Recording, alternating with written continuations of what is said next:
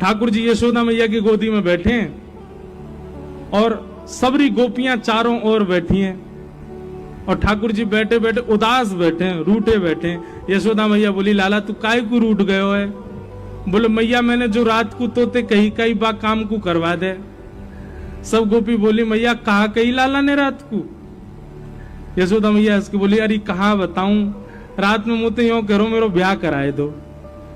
मैया अब मैं बूढ़ा है तो जा रहा हूं, मेरो ब्याह करा दो। 3.5 बरस को भयो अभी और यूं करो मैया अब का मेरो ब्याह तू बुढ़ापे में करावेगी, अब तो मेरो उम्र हैगी, मेरो ब्याह करा दे। ऐसी ऐसी बात तन्ने बनावे।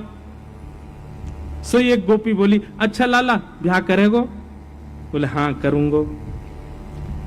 कैसी छोरी ते करेगो? बोली मैं ढूंढ के अपने आप करूंगो, जैसी मुंह को भावेगी बात करूंगो। तो सब गोपियों ने विनोद में कही, लाला इतनी सारी गोपी बैठी हैं यहाँ पे, तू अपने आप एक काम के ढूंढ के जो तो को बढ़िया लगे, बाकी गोद में जाके बैठ जाओ, जाके गोद में तू बैठ जाएगो भाई तो तेरे ब्याह करा देंगे। लाला बोलो सांची? बोला हाँ सांची। सो ठाकुर जी यशोदा मैया की गोद ते उठ गए। गोपी इनके घूंघट उठा में, मैया जे तो बूढ़ी है गई, जाते ना कर रो। दूसरी गोपी के पास गई, मैया जी तो कानी है या की तो आंख ही ना है। अच्छा है नहीं, जबरदस्ती ठाकुर जी बोल रहे हैं। तीसरी गोपी को मुंह उठा के, मैया जी तो तेज लगे मुंह को, तो घर ते निकाल देगी या तो ब्याह ना कर रहा हूं मैं। ऐसी सब गोपी इनके आगे घूम रहे। वहीं दूर एक बिना दांत वाली गोपी बैठी, बूढ़ी बिल्कुल 120 वर्ष की। वो मंद मंद मुस्कुरा रही और मन में सोच रही, बोले लाला तो सबरी युवा युवा गोपी इनके पास जाएगो, अब मैं कहा करूं, मैं तो इतनी वृद्ध है गई, मैं तो उबा पंक्ति में ना बैठ सकूं जहां लाला घूंघट उठा रहा है। लेकिन मनी मन खुश है रही है लाला की लीला देख करके, नेत्रन से आंसू निकल रहे हैं और बीच बीच में अपने आंसू पहुंच रही है, एक भी दांत नहीं है वाक्य। लाला सब गोपी इनके घूंघट उठा उठा के देख रहा और सोई ठाकुर जी की दृष्टि पड़ी, वो बूढ़ी बिना दांत वाली गोपी बैठी का है।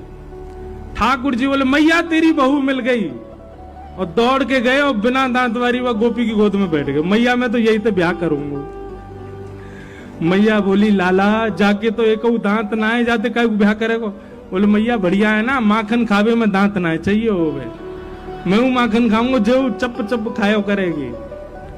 और वह गोपी से ऐसे अंक भर गए, गोपी वह वृद्धा गोपी को इतना सुख प्रदान कियो, सब युवा गोपी देखती रह गई और ठाकुर जी वह को सुख दे रहे। वास्तविकता क्या थी? यशोदा मैया अपनी गोद में लेके ठाकुर जी को बैठी और तब से ही वो मैया यशोदा मैया को निहार रही है और कह रही है, भाग्य की कही ना जाए यशोदा, तेरो कैसो भाग्य, लाला तेरी गोद में बैठे, लाला तेरी कही सुने, लाला तेरो दुग्ध पान करे, लाला को तू जैसो सजा दे वैसो सज जाए। ये सौभाग्य या जन्म में मुंह को तो नहीं मिलेगा। वो मन में विचार कर रही, इतने में ठाकुर जी ने लीला कर दी। बोले मुंह को बहू चाहिए।